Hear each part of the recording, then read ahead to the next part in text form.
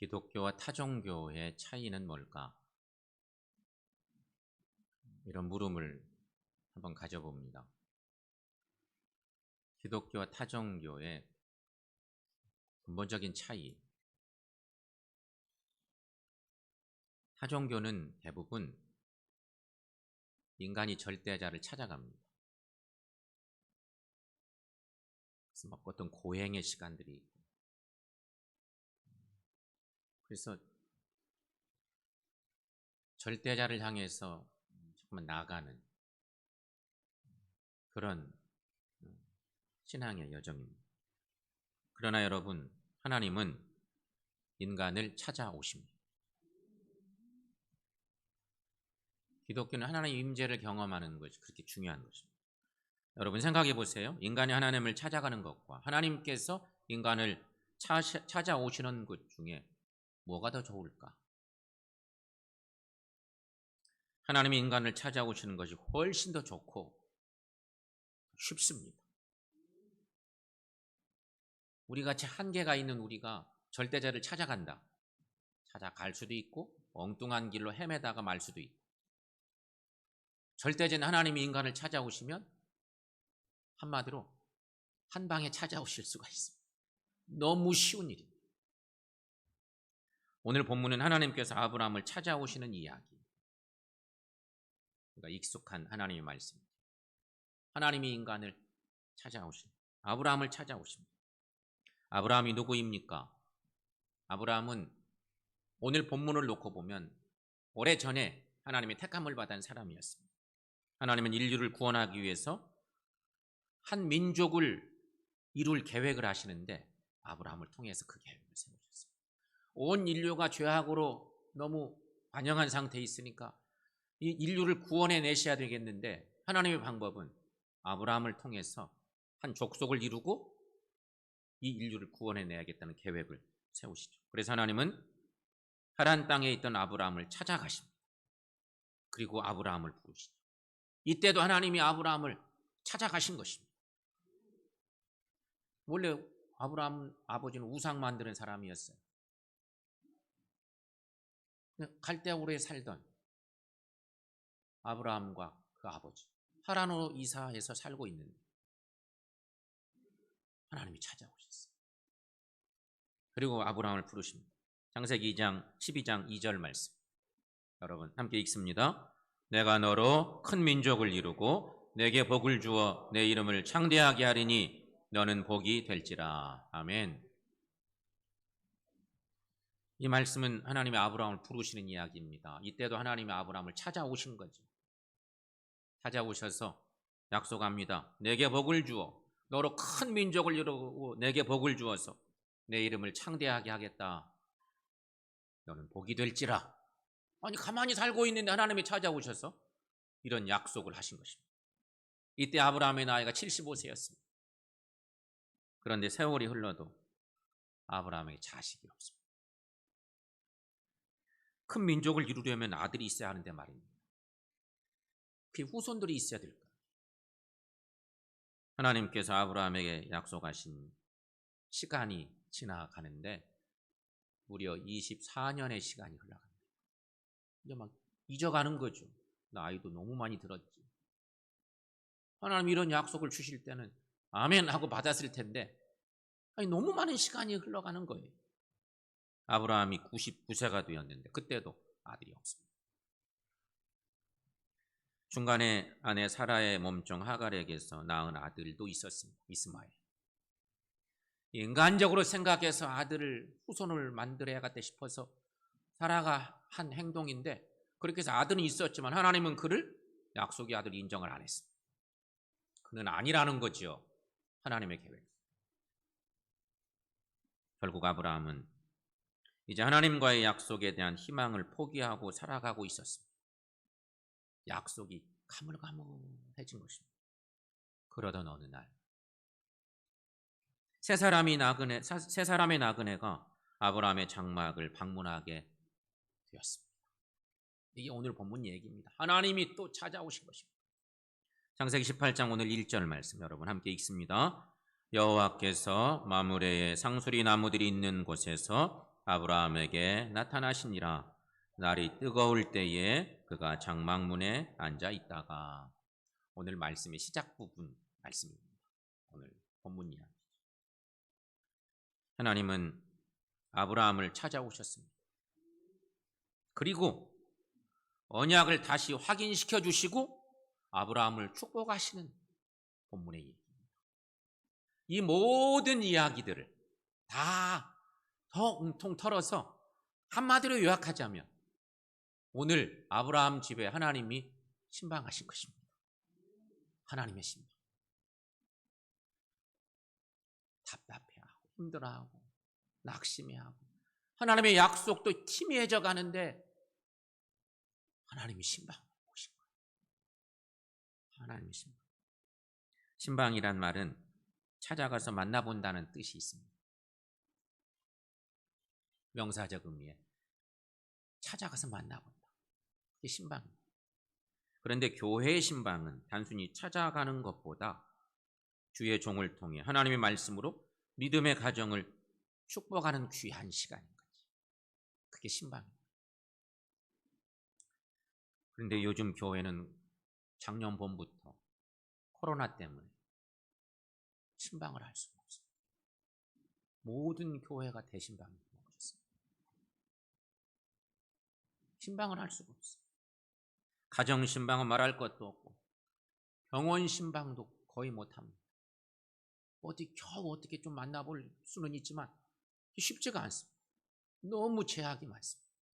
그동안 교회가 하나님께 예배하고 말씀 안에서 영적인 교제를 나누고 서로 가까이 하면서 은혜를 나누던 그 모든 것들이 다 막히고 거의 하나님과 우리 개인의 1대1 영적인 관계, 그것이 거의 전부인 그런 상황입니다. 따라서 이러한 때에는 하나님께서 우리 가정들을 직접 찾아주셔서 신방해 주신 은혜가 있기를 축원합니다. 이럴 때야말로 하나님께서 영적인 그런 만져주심의 은혜가 있어요. 그렇다면 여러분, 하나님의 신방에는 어떤 축복이 있을까? 오늘 아브라함의 이야기를 통해서 말씀에 의지해서 묵상해 봅니다. 하나님의 신방에는 어떤 은혜가 우리에게 있을까? 첫째는 언약을 확인시켜 주신다는 것입니다. 하나님께서 아브라함을 찾아간 때가 오늘 1절 말씀에 보면 날이 뜨거울 때라고 표현되어 있습니다. 날이 뜨거울 때. 세 번역 말씀은 한창 더운 때나시. 날이 뜨거울 때. 이건 뭐 좀 그렇죠. 근데 한창 더운 때. 땡볕이 아주 기승을 부리는 가장 더운 시간인 겁니다. 이 시간은 오전 일과를 마치고 식사를 한 후 편히 쉴 시간인 것입니다. 사막지대에서는요, 낮에는 거의 대부분의 사람들이 일을 못합니다. 일을 안 하는 게 아니라 할 수가 없어요. 일을 하다가는 죽어요, 잘못하면. 광야는 다 그런 곳이죠. 편히 쉬거나 낮잠을 자는 시간입니다. 이때는 남의 집 방문도 안 하고 찾아오는 사람을 영접하는 일도 거의 없습니다. 그런데 아브라함은 지나가는 나그네를 자기 집으로 영접했고 그들을 극진히 대접합니다. 오늘 본문 말씀에 상반부에 있는 모든 몇 구절의 말씀은 다 그런 얘기입니다. 손님 대접을 아브라함 편에서 할 수 있는 한 최선을 다해서 급한 음식 준비지만 바삐 준비하고 모든 정성을 다해서 극진한 대접을 해냅니다.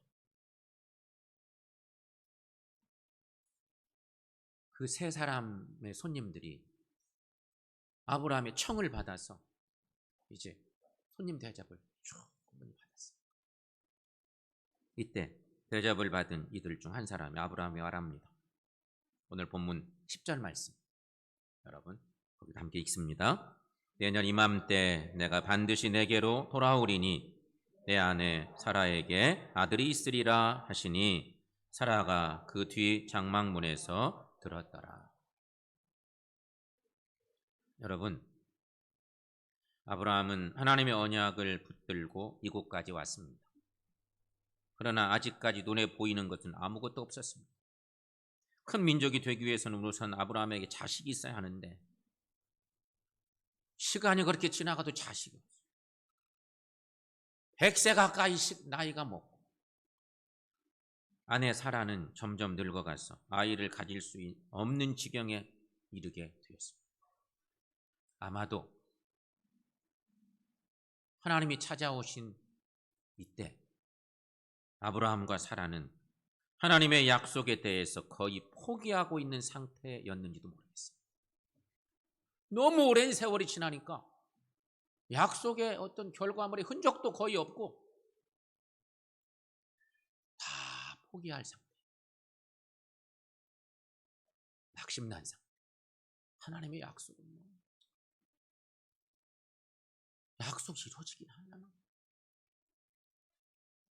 이런 상태. 그래서 사라가 아들을 낳을 것이라는 말에 장막 뒤에서 몰래 엿듣던 사라가 웃었다는 것입니다. 얼마나 기쁜 소식이 하나님의 약속이었습니까? 그래 너무 시간이 지나고 나니까 사라가 웃었다. 오늘 성경은 뒤에 하나님께서 괜히 너 웃었니 안 웃었니 뭐 이런 걸로 막 자꾸 꼬치꼬치 캐묻는 것 같은 성경의 에피소드 얘기가 계속 있지만 어쨌든 사라가 웃었어요. 오늘 12절에 보면 사라가 속으로 웃고 이르되 내가 노쇠하였고 내 주인도 늙었으니 내게 무슨 즐거움이 있으리요. 여러분, 이 웃음은 기쁨의 웃음이 아니라 비웃음입니다. 하나님이 말씀 주셔도 콧웃음 치는 거죠. 이 웃음에는 하나님의 언약을 도무지 믿을 수 없다는 의미가 있는 것입니다. 그러나 여러분, 사라가 그렇게 생각했지만 그러나 하나님께서는 아브라함의 집을 신방하셔서 아브라함에게 하나님의 언약을 확인시켜 주십니다. 사랑하는 여러분, 오늘 우리에게 이런 은혜가 있기를 축원합니다. 열왕기상 19장 말씀에 보면 북왕국 이스라엘의 이세벨 왕비 때문에 남왕국 유다 땅 그 끝에 있는 부엘세바까지 도망간 엘리야 이야기가 거기 성경에 엘리야 선지자가 얼마나 위대한 선지자입니다. 대단한 하나님의 사람입니다. 그런데 그 어려운 상황에 내몰리니까 남쪽 땅끝까지 도망가게 됐다는 얘기죠. 전통적으로 이스라엘은 저 지도 보시면 북쪽 단에서 남쪽 부엘세바까지 이게 이스라엘의 전통적인 영토입니다. 한반도는 백두에서 한라까지 이렇게 늘 얘기하는 것처럼 이스라엘 땅은 단에서 부엘세바까지 이게 영토의 어떤 중요한 경계선입니다. 근데 엘리야가 두려운 마음에 부엘세바까지 도망가는 신세가 됐습니다. 여러분, 엘리야가 누구예요? 갈멜산에서 바알의 선지자들과 싸워 이긴 사람. 그들을 모두 죽였습니다. 3년 6개월 동안 비가 오지 않았는데 엘리야가 기도를 드렸더니 비가 내렸습니다. 그런데 엘리야에게 무서운 적이 있었습니다. 바로 왕의 아내 이세벨 왕비. 이세벨이 엘리야를 죽이겠다고 하니까 엘리야가 두려워서 도망을 간 것입니다.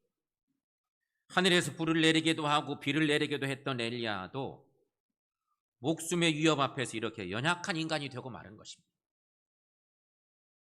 지금 엘리야는 심신이 몹시 지쳐 있어요.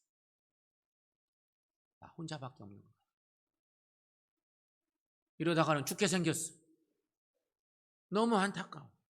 그래서 엘리야는 부엘세바까지 도망가서 더 이상 도망갈 데도 없어.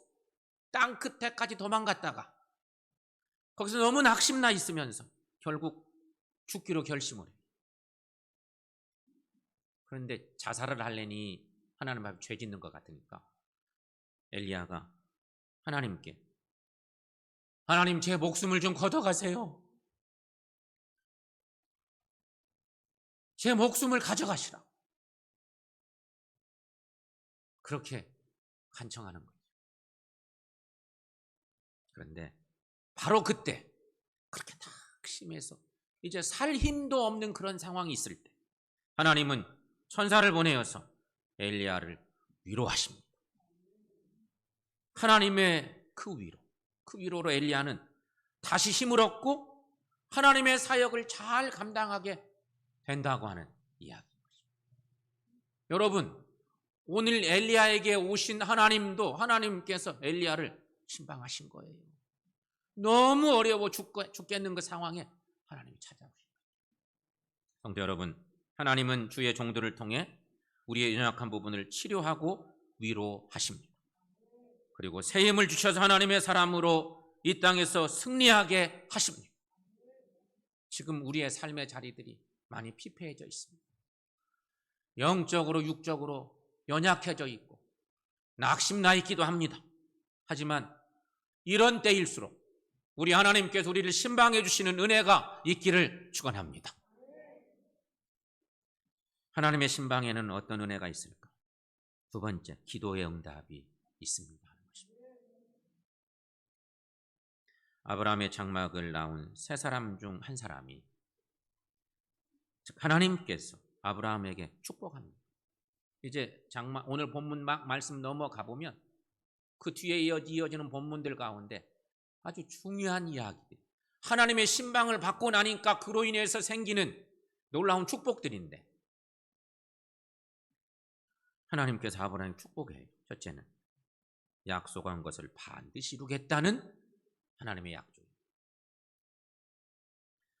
본문 말씀 넘어서 19절 말씀의 후반부 말씀 보면 그를 택하였나니 이는 나 여호와가 아브라함에게 대하여 말한 것을 이루려 함이니라.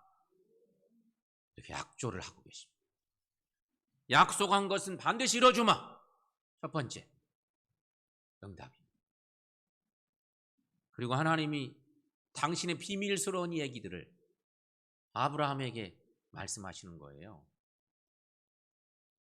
아브라함 만약에 하나님의 신방을 받지 못했다, 하나님을 크게 대접하고 그런 정성을 기울이지 못했더라, 이런 은총을 받지 못했을 텐데 하나님의 신방을 받고 난 뒤에 이러한 놀라운 일들을 알게 되는 거예요.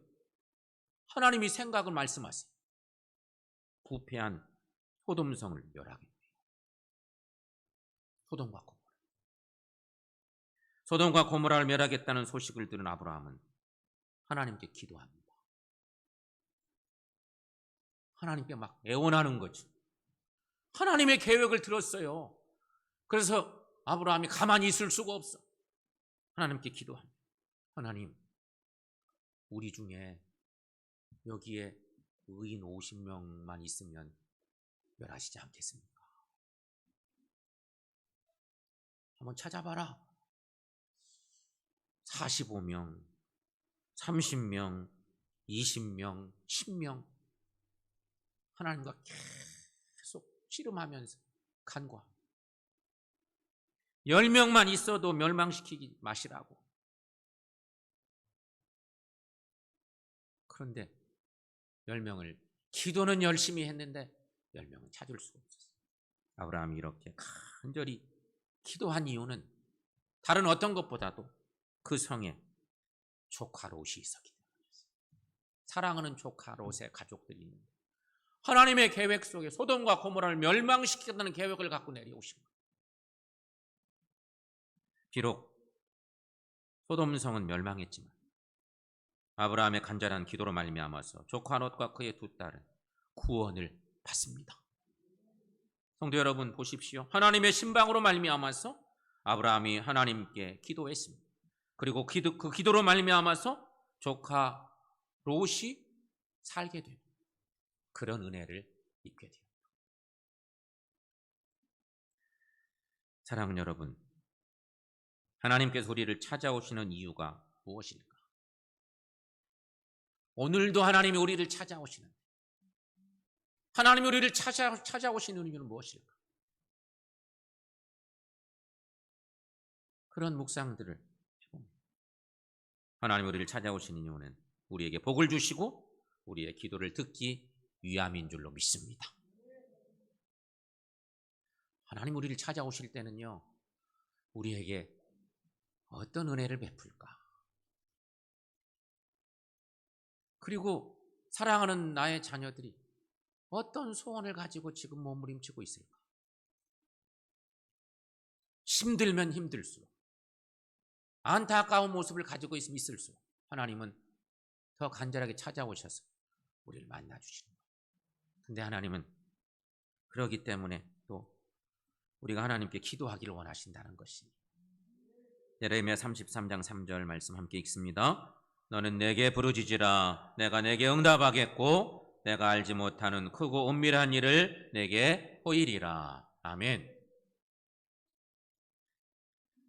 아브라함을 신방하신 하나님께서 우리를 신방해 주시는 은혜가 있기를 축원합니다. 그렇다면 여러분, 만약 이 신방하기 어려운 이 시대, 이 어려운 상황, 성도들끼리 만나서 영적인 교제, 믿음의 교제 나누기조차 너무 어려운 이 시대에 하나님이 우리 가정을, 우리 마음에 신방을 오신다면, 우리가 하나님의 신방을 받는다면 나는 무슨 기도 제목을 하나님께 아뢰을 수 있을까? 목사가 기도 제목 내놓으세요 그러면 여러 가지 형편 때문에 기도 제목을 뿌리뭉실하게 내놔. 기도 제목이 없는 건 아닐 텐데 혹여나 그 제목이 내 신앙에 그럴까? 그런 생각이 있어서일지도 모르겠네요. 여러분, 지금 하나님이 나를 신방해 오셨어요. 네 소원이 뭐냐? 너의 기도 제목을 자세히 적어봐라. 그런다면 여러분, 한 장의 페이퍼가 모자랄 정도로만 자세히 적지 않을까요? 구체적으로 적고 내 몸에 구석구석 아픈데도 다 아뢰고. 사랑하는 여러분, 간절히 바라기는 하나님이 우리 심령 가운데 신방으로 오신다. 우리 가정에 신방으로 오셔서 기도 제목 내놔라 말씀하신다. 기도 제목을 소상히 적어 놓으시고 기도 제목마다 다 응답받는 은혜가 있기를 축원합니다. 변신이라는 책으로 유명한 프란츠 카프카, 그런 유대인 작가입니다.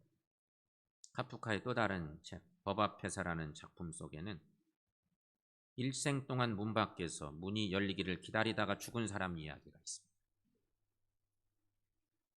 일생 동안 문 밖에서 문이 열리기만을 기다리고 있다가 결국 죽어간 사람. 얼마나 안타까워요. 이 사람은 문지기가 서 있는 문 앞에서 어떻게 하든지 이 문 안에 들어가려고 일생 동안 애를 씁니다.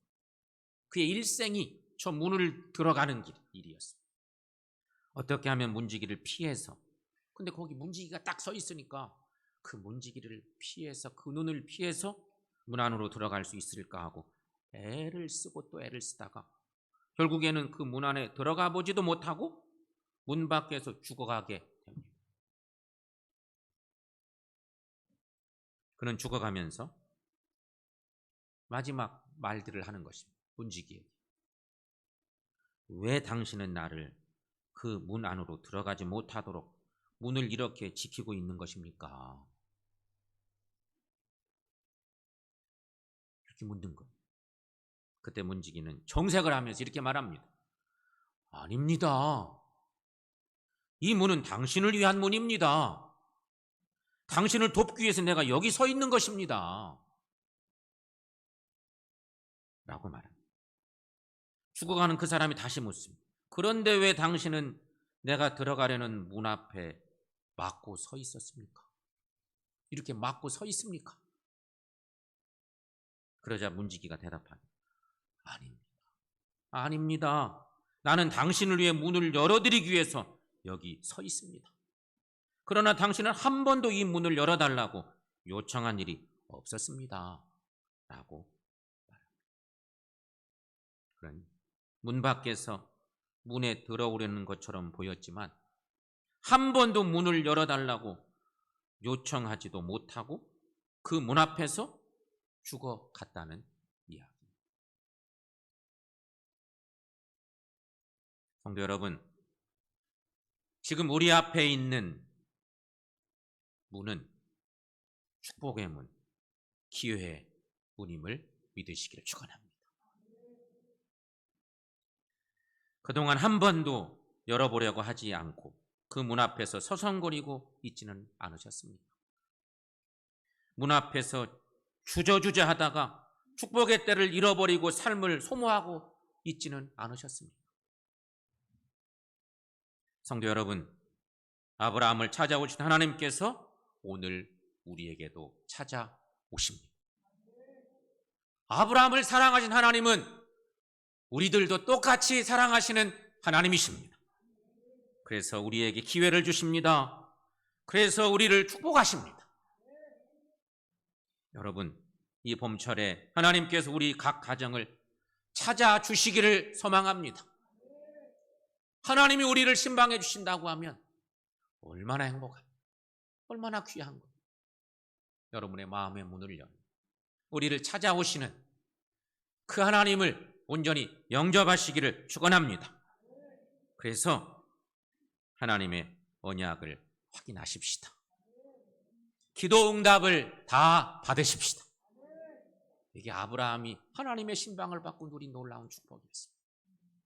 우리가 하나님의 신방을 받게 된다면 우리는 너무 행복할 것입니다. 그리고 하나님의 신방을 받게 된 결과는 우리 마음이 하나님의 마음이 되어야 되는 것입니다. 하나님의 마음. 하나님의 신방을 받고 나면 하나님의 마음, 우리 마음이 바뀌어요. 그러면 뭐가 생기는 거예요? 하나님의 뜻대로 살 수 있어요. 하나님의 마음을 알게 됩니다. 이런 은혜가 우리 각 심령 속에, 우리 가정 속에 충만히 임하시기를 축원합니다.